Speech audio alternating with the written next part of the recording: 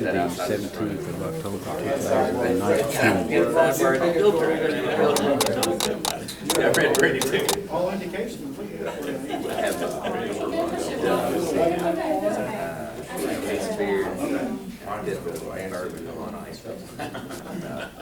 About 50 feet away.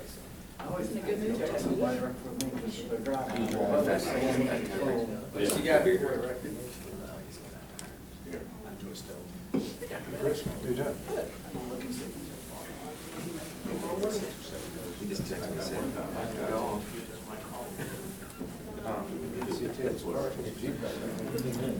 Funny thing about her, I'm not ready to go. My brother won't be ready yet. Run around, everybody else, yeah,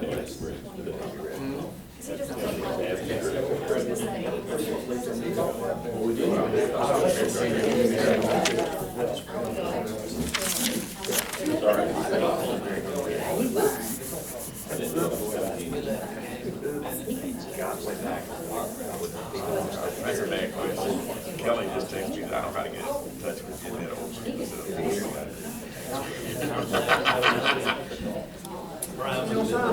That's how you could be there.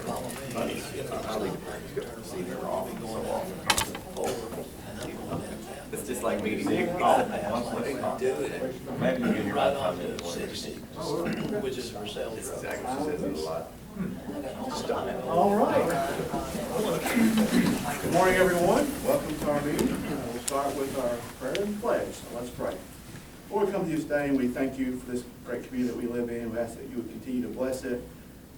Bless all the inhabitants and residents, and bless our leaders, our national, local, and state leaders. Give them wisdom and judgment, and bless the leaders of this community. Give them wisdom, judgment, and guidance as they make decisions that affect all of us. We ask that you would bless this board with your wisdom and your judgment, and our leadership team as they make decisions that are always in the best interest of our customers in the community. We ask that you bless us foods to nourish our bodies, bless us with your work, and also, Lord, bless our employees who are out there working every day. We ask these things in your name. Amen. I pledge allegiance to the flag of the United States of America and to the republic for which it stands, one nation, under God, indivisible, with liberty and justice for all.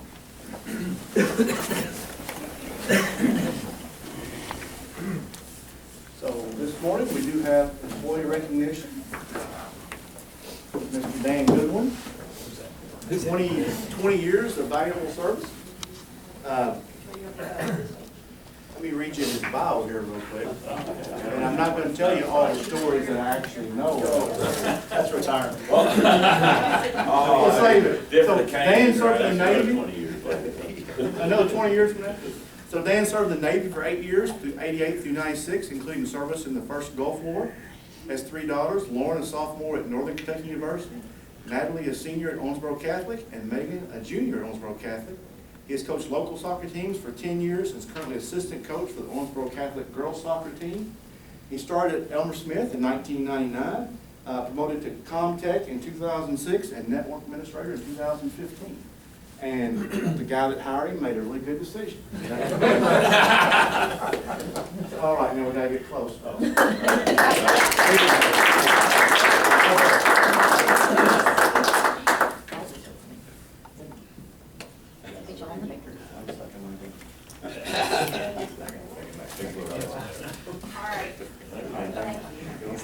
Thank you. Thank you, sir. Can I go?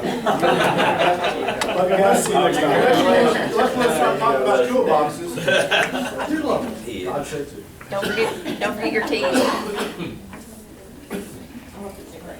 I told Dan I wouldn't tell a story about the styrofoam toolbox, so I won't tell it. The styrofoam toolbox. Yeah.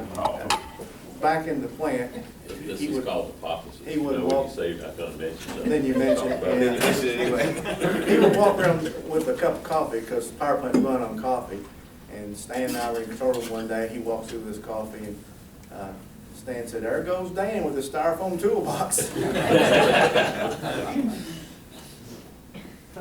All right, Dan's a good guy. He's been a good employee for the company. Agenda and review and modification. Okay, we did add one discussion item, and I apologize for the late addition. This was, as we're going through this bonding process to make sure we got our ducks in a row, this was added at the recommendation of bond counsel. Lynn has always functioned, or Lynn's position as our disclosure officer, I guess, and bond counsel recommended that we have the commission have a policy that verifies that and lays those duties out. So this has been drafted up by council, reviewed by Pat and Lynn, and it just kind of codifies, if you will, what we already do. But it's one of those I's to be dotted for council as we go through this bonding process. And Lynn will be happy to answer any questions you have. Not more responsibility, but just delineating, I mean, what you already do. We have to keep up with the MSRB rules and the SEC Exchange Act of 1934. They keep amending that, so we have to keep up with all those disclosures that we post to the public site. I'll make a motion that we approve that. Second. It's always going to be. Any discussion? All those in favor say aye. Aye. Thank you all. On the consent agenda, I need to point out another late change and apologize in advance for it.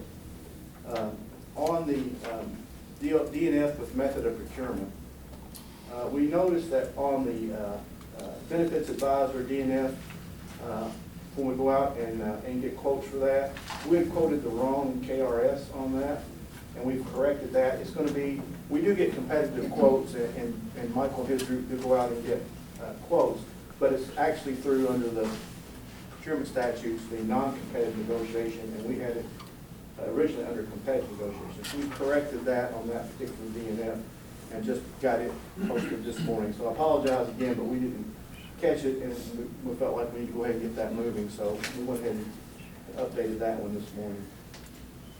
That's the only change. Make a motion we approve as modified. Second. Any discussion? All those in favor say aye. Aye.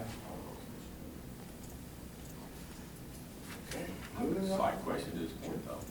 After the state changed their model procurement code July 1st, did that change the way we operate, or did that stay the same for us? No, we adopted those changes, the $30,000 under the insurance requirement, the bonding requirements. We did adopt those. So we are through the first quarter financials, and Laura is here to lead us through that. All right, I'm here to present the financials again for the first quarter that ended August 31st, 2019. Just an overview, these 4 units make up our consolidated electric system, Elmer Smith, wholesale power, retail, and telecommunications. I start with a general overview of the electric system, the consolidated electric system. Our revenues were pretty much on target with what we budgeted. Our expenses were 9.7% below budget, coming in at $27.9 million compared to our $30.9 million budget. Most of that was in power production, and I'll get into more into the details of that later. That resulted in net income that was higher than budget, coming in at $7.2 million versus our $4.5 million budget. Our cash and operating balances for the consolidated electric system, our operating and contingency funds were a little bit lower than our budget. Our bond restriction was right on target, and our capital improvement budget was came in a little bit higher than our budget, and that's just due to the timing of our capital spend. Are there any questions on consolidated electric? I'm going to go into the units, starting with the Elmer Smith generating station. Our generation was down almost 19%. That is basically due to low market prices, wholesale market prices, and then as well as our retail load requirement was less than budget. Our expenses were below budget by 11%. Most of that is driven by our lower volumes produced. The next slide shows our operating cost per megawatt hour. It's another indication of our performance. The first line is our non-fuel, the blue line is our non-fuel. That includes a lot of the fixed costs at Elmer Smith. Spread over fewer megawatt hours, that came in a little bit higher than what we budgeted. The next line is the red line is our fuel expense. That is higher than budget. That's a product of us, more startup costs associated with us ramping down the system to achieve more favorable average market prices. And then the last line is just a product of all those, plus you add in other fixed costs being G&A and depreciation. Spread over fewer megawatt hours, it is also higher than budget. That's it on Elmer Smith. I'll move on to wholesale power marketing. Wholesale power marketing, our market prices were a little bit were lower than budget, but that dispatch level line is a little bit higher than what it actually is. It's $27 per megawatt hour. So the main point of this slide is to show that anything above that $27 dispatch level represents benefits to our customers and contributions toward ESS fixed costs. Our power marketing sales were 30% below budget, again, product of the low market prices that resulted in revenue that is also 30% below budget. Our operating expenses were above budget by 13%. That is primarily due to more of Elmer Smith's capacity costs, more of the fixed costs being allocated to wholesale power marketing. That is a result of the Unit 1 stayed in reserve through August 31st. Therefore, wholesale power marketing picked up a portion of that cost as well. This next slide just is a breakdown of the largest component of wholesale power marketing operating costs. That's the purchase power. Again, it shows that fuel is down, but the capacity costs are up. Next. Retail electric system, unless there are any questions on wholesale. Our sales were below budget, nearly 6% for the retail electric system, and that's a product of the mild summer temperatures that we had. And then our revenues were above budget by 7%. That's because we collected, or not collected, but recognized more ECA revenue for the retail side of the business due to the wholesale underperformance. This slide shows our balance for the energy cost adjustments. We had budgeted a decrease in our balance, collecting more. However, that increased, so we did not have as much collections related to that. It is still, however, below our $20 million policy limit. Our operating expenses were 18% below budget, coming in at $17.7 million versus our $21.7 million budget. Most of that is in purchase power. The next slide shows our purchase power. Again, fuel cost is down, but more of the capacity cost was allocated to wholesale, and that drove that down as well. Any questions before I go on to telecom? Telecom is our last unit of the consolidated electric system. Revenues were up nearly 6% at $552,000 compared to our $523,000 budget. The largest component of that is our commercial revenue. It's up 4.4% at $335,000. Our expenses at telecom were below budget, almost 12%, and the primary driver is our operating and maintenance costs there. And that's it for consolidated electric. I'm going to water. Okay.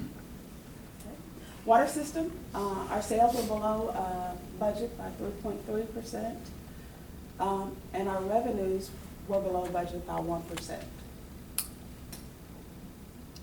As far as our operating expenses, they were also below budget, nearly 7%, coming in at $2.6 million compared to our $2.8 million budget.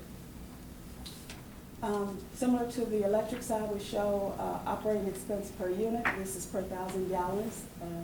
And it shows that we were below budget in all major categories for operating expense at the water system. That all translated into net income that was above budget at $816,000 compared to our $618,000 budget. Our cash and investment balances, our capital, again, is above budget, and that's basically due to the timing of our capital spend, while our bond restricted and our operating and contingency funds were pretty much on target with budget. That's it for the financials. We do put a couple of slides together on total G&A. That would be electric and water. It is 18% below budget, and this slide shows how those expenses were allocated across our units. But the next slide shows those costs in total, and it shows it was pretty much driven by lower health and related expense as well as some computer costs. That's it I have. So in summary, the total consolidated electric net income was above budget by $2.7 million. Some of the drivers there include our retail electric system revenue was up $2 million above budget. Wholesale market prices were lower than budget. And then combine that with lower generation, that resulted in net income that was $3.4 million lower than budget. Our fuel costs at Elmer Smith were above budget, and then our telecommunications net income was $63,000 above budget. For the water system, despite our lower revenue, our operating expenses were lower, and that allowed us to realize a net income that was $198,000 above budget. Are there any questions? How would the fuel cost be on 1.7 million above budget? 1.7 dollars per megawatt hour, Oh, okay. and that was associated with the increased startup costs. Okay. Yeah.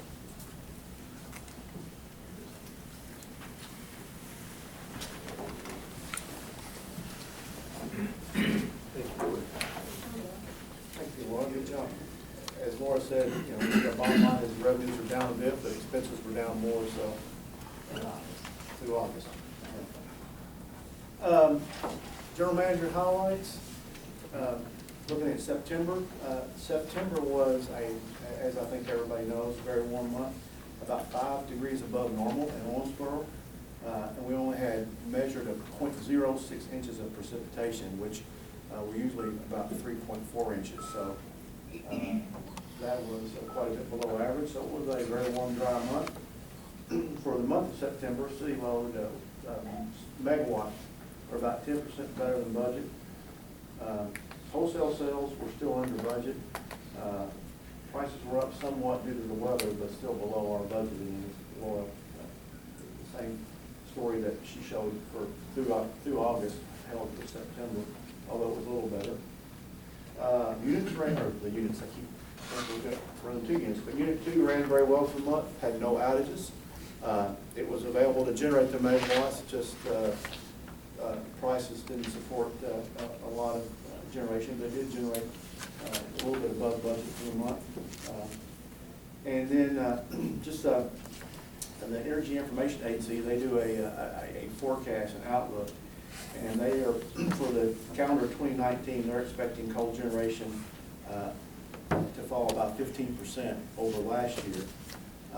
And they expect all that generation that's falling to be replaced by natural gas. And they're also projecting natural gas prices for this winter about 25% lower than last winter. So these things you see here are drivers for those, part of the drivers for those low market prices. And last thing, a positive note, we did complete our annual United Way campaign this fall. Our employees donated $52,500. You approved in the budget a match up to $68,000, so we'll be matching that at $52,500. So about $105,000 of support to our community will be donated by OMU, our employees. So that's a very positive thing. We always thank our employees for their hard work and contribution, and we thank you all for your match. And we thank the members of the team, which I should have had their names, but Chris, do you know Chris, Cassie, There's like 7 or 8 of us, to be honest. We have a very active, very dedicated United Way team, and I appreciate their work as well. And Chris leads that, so thank you. That was it for my update. Okay, the financials for September. The consolidated electric's up 43.2% on the net income. The retail system is up 41.8% without, on net income without the ECA adjustment. The wholesale is down 85%. Telecom's up 91,000. Water's up 331,000. The fiscal year-to-date retail revenue's up 6.2%, which is not on slide. The primarily driven by commercial revenues are up 24% year-to-date. Wholesale revenue year-to-date is down 29%. The ESS split between retail and wholesale sales to date, we've sold 65% to retail and 35% to wholesale, just in case you were wondering about that. The city of Owensboro usage, the pilot area is down 11% on their usage. Telecom revenue up 3.2%, so total electric revenue altogether due to the wholesale is down 2.7%. On the expense side, the retail power cost is down 16%, but the wholesale power cost was up 12%. And Tony Grass at fuel expense, fiscal year to date, we're down 8.7% on fuel expense for ESS. The retail G&A is down 46%, mostly outside services contracts have not been spent. On the water side, the revenues are up 2.1%, primarily the ESS usage of water is up 79%. The wholesale customers up 2.9%. City of Owensboro's water usage revenue is up 16%. On the water expense side, the main costs drivers that are up are the maintenance of the wells is up 130,000. Meter expense is up about 43%, but overall costs are down about 4.4%. And then Laura mentioned the ECA, the balance due from customers is $15.2 million, or 28% difference than what we budgeted. And the driver there is the wholesale losses. So then the chart at the bottom, it shows the 4 months of actuals versus 8 months left of budget. Project consolidated electric system potential net income to be about 31% better than budget. The retail without the ECA performance about 30% better than budget, and then wholesale probably will end up about 30% lower than budget. Telecommunications should be up about 92,000. Water up about 331,000. The projection. Any questions? September was good. Okay. The wholesale reports left. Yeah. I think we got that. Depends on the- Oh, isn't it? Or ten, yeah, maybe thought the time already changed. That was good. We don't have any items for action at a future meeting. Governance items, we did have several policy compliance reports and employee interests, OMU policy manual definitions, our OMU table of contents for our governance policy, and principles for policy development that were reviewed by, first one by me and the others by JT, and all in compliance with those requirements. We don't have any new policies for review and development. For upcoming meetings, we do have JT as a conflict for the November 7th work session. We are going to present to you the decommissioning study and kind of the options going forward. So that's, I think, an important meeting. We propose to move that to Monday of that week, and we can do it either morning or afternoon.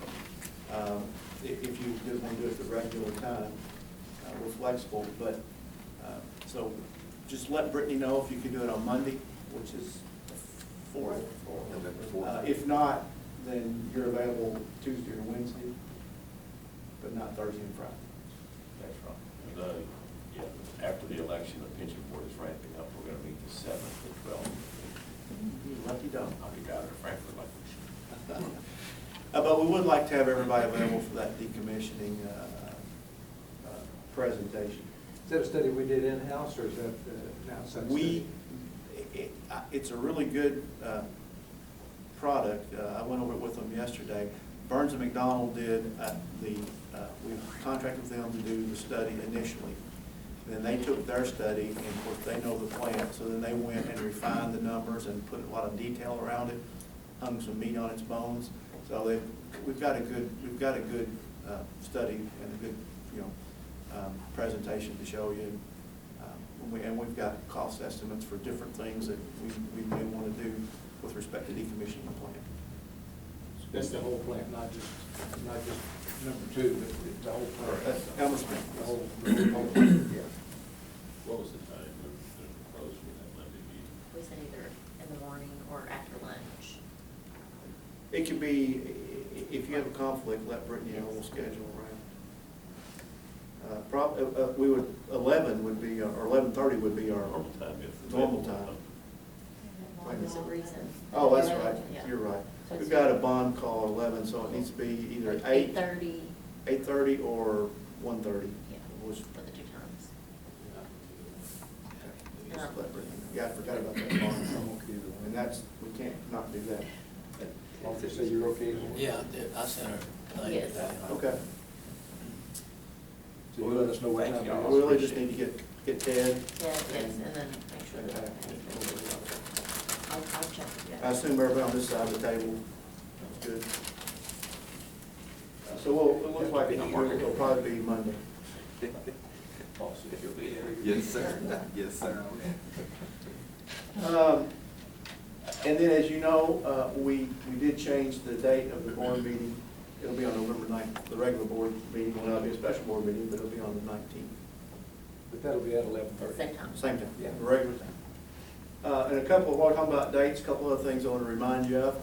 This is, PPA has designated the first week of October for many years as Public Power Week. That's almost always for us fall break week, so we just call October Public Power Month here at OMU, and we're doing every Wednesday in Public Power Month. We've got giveaways for our customers who come into the front down there.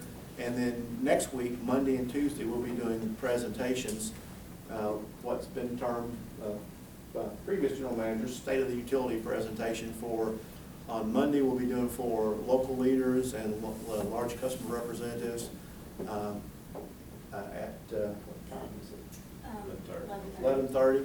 And you all are all invited to that, as well as on Tuesday, we have one where we bring back retired leadership, commission and management, and you guys are invited to that one as well.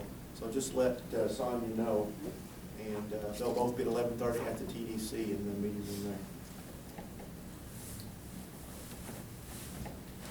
there. Okay. Yeah, some of you already have RSVP. Is there anything else before we go to closed session? Anybody have anything? Okay. Then we will need a motion to go into closed session to discuss personnel matters pursuant to KRS 61-810-1F, pending litigation pursuant to KRS 61-810-1C, and matters which are required to be discussed in privacy pursuant to KRS 61-810-1K, including but not limited to KRS 61-878-1CI and KRS 61-872-6. So moved. Second. All in favor, say aye. Aye. Sonia pointed out that when the city went to closed session, they only had one tenant and one KRS. I will be.